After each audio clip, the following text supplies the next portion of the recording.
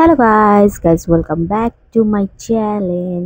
আজকে একটা নতুন ভিডিও নিয়ে চলে এসেছি। দেখতেই পাচ্ছ চিকেনের আমি একটা স্টাফিং বানিয়ে নিয়েছি। আমি আজকে বানাচ্ছি আমাদের সবার ফেভারিট মোমো। ইয়েস, সবার ফেভারিট মোমো। তো দেখতেই পাচ্ছ কি কি করেছি। তো আজকে আমি একটু শর্ট ফর্মে তোমাদের কাছে দেখাচ্ছি। তোমাদের যদি ফুল ভিডিও লাগে তাহলে অবশ্যই কিন্তু কমেন্ট করে জানাতে ভুলবে না।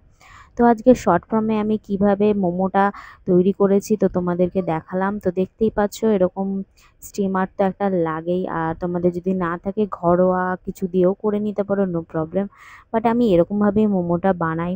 তো এখানে আমি স্যুপটা বানাবো বলে কয়েকটা চিকেনের পিস আগের থেকে তুলে রেখে দিয়েছিলাম। আর স্যুপের জন্য তো জানো একটু কর্নফ্লাওয়ার দিতেই লাগে। তো আমি একটুখানি দিয়ে নিচ্ছি কর্নফ্লাওয়ার। তো স্যুপটা গাইস এতটা টেস্টি হয়েছিল, তো তোমাদেরকে কি বলবো। তোমরা যদি না বানাও বাড়িতে তো অবশ্যই বানিয়ে ফেলো। আর একটু কাঁচা লঙ্কা তো অবশ্যই দিতে হয়। তো আমার কাছে স্যুপের জন্য আরও ভেজিটেবলস একটু কম ছিল, তাই যেটুখানি ছিল সেগুলো সব দিয়েছিলাম।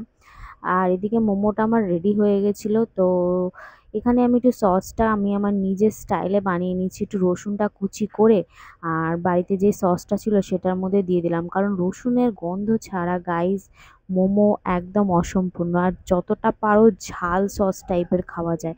মানে মোমো হচ্ছে আমার কি বলতো, একটু যতটা স্পাইসি হবে তত ভালো লাগে, নট মিষ্টি সস তো আমার একটুও পছন্দ না। তো এখানে হয়েই এসছে, দেখতে পাচ্ছ প্রায় 30 মিনিট মতন আমি ভাপে রেখেছিলাম। আর দেখতে পাচ্ছ আমার মেয়ে খাচ্ছে। তো ও কতটা ভাল লাগছে এই যে রিভিউ দিয়েই ফেললো। আর তোমরা কিন্তু কমেন্ট করতে একদম ভুলো না। তোমাদের যদি ফুল ভিডিও লাগে তাহলে কিন্তু অবশ্যই কমেন্টে জানিও। আর কেমন লাগলো অবশ্যই সেটাও জানিও। Bye, tata. ততক্ষণ ভালো